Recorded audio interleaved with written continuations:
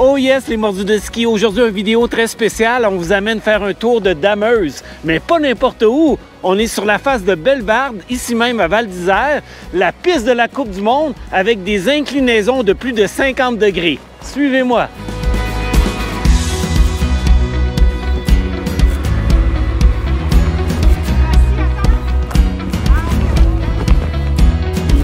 Oh yes, les amis, on est présentement avec Kevin, le conducteur de la Dameuse. Alors Kevin, parle-nous un peu de cette Dameuse. Donc ça, c'est une Dameuse de la marque Prinote.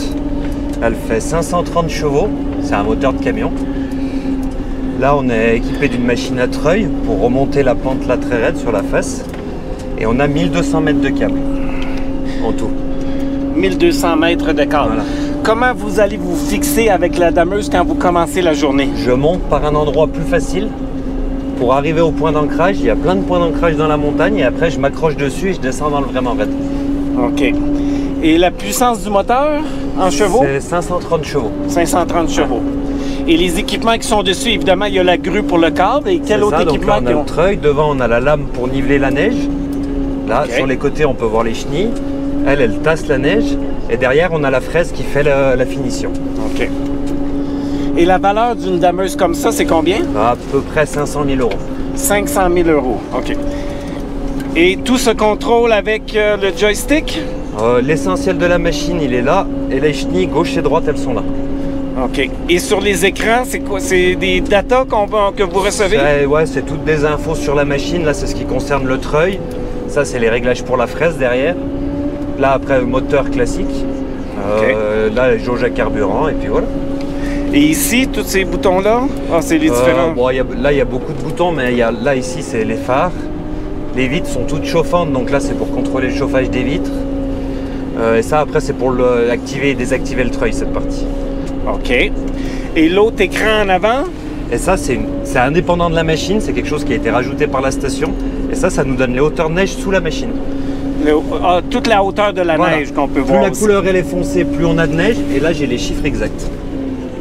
OK. C'est en mètre, hein? Ouais, en fait, c'est un système GPS. Est-ce que ça, c'est transmis directement à la centrale pour qu'il y ait des données aussi? Eux, ils peuvent voir où en sont les pistes, en fait. Ça permet de gérer l'ensemble du domaine. Parce que toutes les machines sont équipées. Donc, il y a un relevé général. Ils savent ce qu'il y a comme neige sur chaque piste. OK. Et là, on est dans la Bellebarde. Avez-vous aussi les degrés d'inclinaison ici à l'écran? Là, on est à 28-30 degrés, par exemple. Et ça, c'est la pente. Et le plus incliné? Et le plus fort, c'est sur le sommet. On est à 45-47 degrés à peu près. 45-47 degrés. Le plus raide que je suis allé avec celle-là, c'est 54 degrés. Et comment vous faites pour savoir si vous en enlevez trop ou passez en avant avec la lame? Alors là, la neige, elle a beaucoup transformé là, ces derniers temps. On arrive en fin de saison. Donc là, le but, c'est vraiment de niveler sans enlever trop de neige. Et les skieurs, eux, quand ils skient, ils descendent la neige. Nous, notre but, c'est d'en remonter un maximum. OK. Mais par contre, la gestion de la lame, ça, c'est que à l'œil.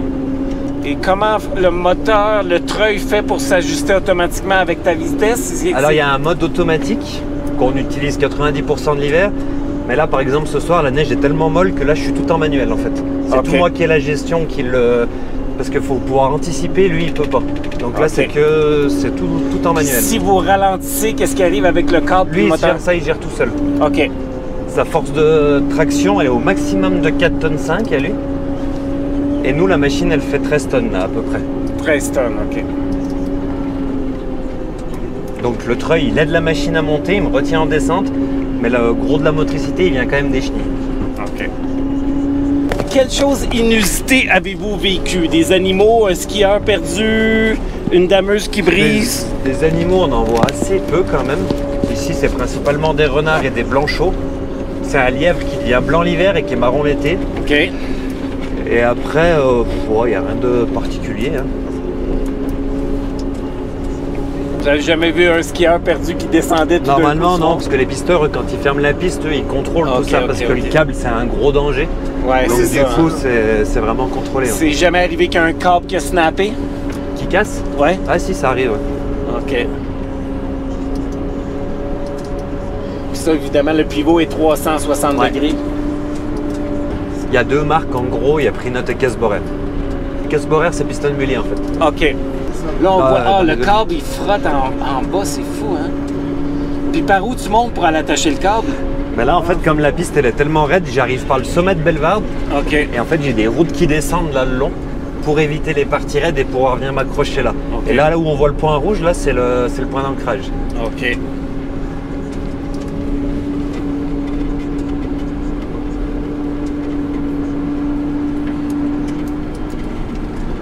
Alors, une fois rendu en haut, il y a d'autres précautions différentes à prendre quand on redescend? Qui Là, nous on a retient? le câble qui va nous retenir, ouais. OK. Alors là, on est rendu à la partie Voilà. descente. Si jamais vous devez vous tenir, c'est là. Oui, c'est OK. bon. Toi, t'es attaché? Non? Non. Même pas? Mais j'ai un siège qui est un peu plus confortable que vous. ok. Ouais, Oh c'est ça. my God! C'est ça, c'est... Oh my Mais là, on est à God! plus que... On est à 45 degrés ici. Là, non, c'est un peu plus haut encore que c'est plus Ok. raide. Ok. Mais là, il y a déjà un peu de pente quand même, hein. On monte à 35, 37. Ah oui. Ok. Oh my God! Là, il y a déjà un petit c'est peu d'angle. quelque chose. oui. Sacrifice! Ça vous plaît? C'est quelque chose. Et jusqu'à quelle heure vous travaillez comme ça sur la montagne? À 1h du matin. Nous, de 17h à 1h du matin, on a un briefing pendant une petite demi-heure au démarrage. OK. Il nous explique s'il y a des points qui sont délicats, des trucs spécifiques à faire. Et après, on part et jusqu'à 1h du matin. Ça représente combien de kilomètres? Toi, je ne saurais même pas exactement là. Vous avez le temps de tout faire la montagne au complet? Combien de dameuses avez-vous en même temps qui travaillent le soir? Des machines comme celle-là, à Treuil, il y en a 5. Après, il y a des machines sans qui n'ont pas le treuil. Celle-là, à Bellewaerde, en gros, il y en a 4 qui tournent et 2 sur Solèze, là-bas. Ça, c'est à peu près le poste normal du soir. Et après, il y a une petite équipe du matin. Eux, ils donnent tout ce qui est piste débutant pour qu'elle soit ramollie juste avant l'ouverture. OK.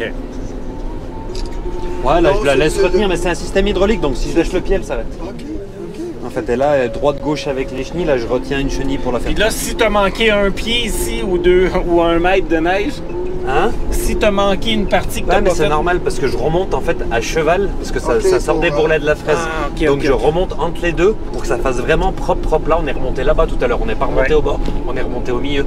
C'est pour que ça fasse le plus joli possible parce que Ah, dans cette wow. neige, c'est tellement compliqué que C'est ça, je suis hein. quasi obligé de fraiser 2 fois pour que ça sorte propre. Avez-vous, avec le GPS, vous avez d'autres informations ou ça, c'est juste pour l'épaisseur de neige? C'est l'épaisseur de neige et j'ai le plan de damage. Il y a les pistes que j'ai à faire. Par exemple, elles sont marquées là-dessus aussi. J'ai accès à ça.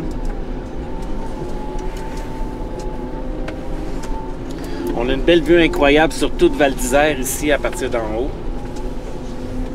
Avec le Fornet en arrière-plan ici. C'est moi qui ai le plus beau bureau ici. Ouais. Ça, c'est sûr, ça. Est-ce que la piste ici, elle est injectée? Ouais, ça c'est Oui. la piste. Là, on Ok. est sur la partie du géant du Ok. Critérium, de la Coupe du Monde qui a lieu en décembre en fait. Est-ce que on a combien de bases en dessous de nous en ce moment? De neige? Un mètre. Oui, On a un bon mètre là encore. 1 mètre encore. Et vous allez être capable de durer jusqu'à quelle période de l'année? Avec ça, demi-avril à peu Ça, près? ça dépend des années. L'année passée, par exemple, j'ai jusqu'au 5 mai, j'ai damé la face. OK. Après, cette année, là, ça a l'air de faire plus chaud. Du coup, il y a plein de choses qui rentrent en compte, quoi. La météo, on est directement liés, donc si ça continue à chauffer comme ça chauffe ces jours, ça risque de finir un peu avant. Mais si ça revient une nuit ou deux un peu du froid, par contre, ça peut suffire à aller jusqu'au bout. Et les fraises en arrière, j'imagine que... Est-ce qu'ils durent toute la saison? Parce que c'est le métal qui coupe dans la glace souvent. Ouais, mais normalement, Ça doit s'user Non, mais régulièrement. ça va, c'est un bon alliage et du coup, en général, ce qui tourne à l'intérieur de la fraise, ça arrive à durer 5 ans, OK. à peu près. Et le corps du roi est fait avec des flaps en caoutchouc, hein, c'est ça? Ou c'est en métal? De la fraise? Oui, non, le beau corps du roi, la finition corps du roi, c'est quelle partie de la dameuse qui fait ça? Les petits traits, quoi, on va Oui. dire. Oui, Ouais, et bah ça, en fait, c'est l'arrière de la fraise. Nous, on appelle ça les bavettes. les bavettes. Oui. Ok. Et ça, ouais, c'est une espèce de plastique, en fait. Ça fait, par contre, la vie de la machine. OK. Ils sont en plastique et non pas en métal. Ouais. Ouais, parce qu'il faut que ça puisse épouser quand même un peu le terrain. Il y a une certaine souplesse. Ouais. Et quand il y a des journées de brouillard ou de tempête, j'imagine que vous voyez ça aussi sur l'écran. Où est-ce que vous êtes? C'est pas assez précis pour pouvoir s'y fier. Mais vous savez à peu près où est-ce que vous êtes? Ça peut donner un ordre d'idée, mais normalement, nous, on le sait avec les éléments du terrain. Par exemple, nos piquets à droite en descendant, ils ont un petit scotch. Ça, c'est que le côté droit. Le côté gauche, on a pas. Ça, je l'ai appris cette semaine ici aussi. Il y a des choses comme ça pour que nous, on se repère. Après, on se repère par rapport Et les chiffres 2.7 qu'on voit, 2.6, ça, c'est quoi? C'est la hauteur neige en chiffres. Profondeur de neige. C'est en mètres. Sous la machine, on a 2,70 mètres. Là. OK. Fait qu'il y a 3 sensors, un chaque côté puis un au milieu. Voilà. OK. Puis quand tu vois des zones en rouge sur l'écran, ça veut dire qu'il faut aller en porter un peu plus? Ça, c'est les zones qui sont plus usées. Ouais. Ça veut dire qu'il reste une quarantaine de centimètres. Et plus c'est en bleu, plus il y a de la neige. OK. Oh, on voit même les passes que tu as faites dessus. Ouais, ici. on voit apparaître. Mais après, je peux enlever par exemple les hauteurs de neige. Hop, et là, on voit que là où je suis passé avec la machine. OK. Trouvez-vous des fois des objets dans la piste en enlevant des neiges, des bouteilles, des choses? Ouais, deux, trois fois. Après, on y ramasse pour y jeter. Après, les pisteurs, eux, quand ils descendent, s'ils voient des choses, ils y ramassent à mesure, quoi. OK. Parce que là, donc, la piste, elle est dégelée. Ça fait des grosses bosses, mais sinon, le reste de l'hiver, avec l'injection du critérium, c'est vraiment de la glace. Oui. Du coup, moi, ici, je peux pas trop sortir de la machine. J'y arriverai pas à tenir. Oui. Oh, wow! C'est intéressant, hein? Ouais, ça doit être beaucoup plus dur quand c'est du ski de printemps comme ça, hein, travailler. Pour nous, avec la dameuse, c'est le moment ici le plus difficile. C'est sûr, hein? Parce que là, ça gèle après ça durant la nuit, puis les skieurs se plaignent qu'il y a des bosses entre les... C'est pas évident. Là, c'est le moment le plus dur. Après, c'est aussi intéressant, mais... Le défi est pas le même. Ouais. On voit l'inclinaison ici. On vient de passer de 10 à 22, 25. Alors, on a une inclinaison ici sur la piste.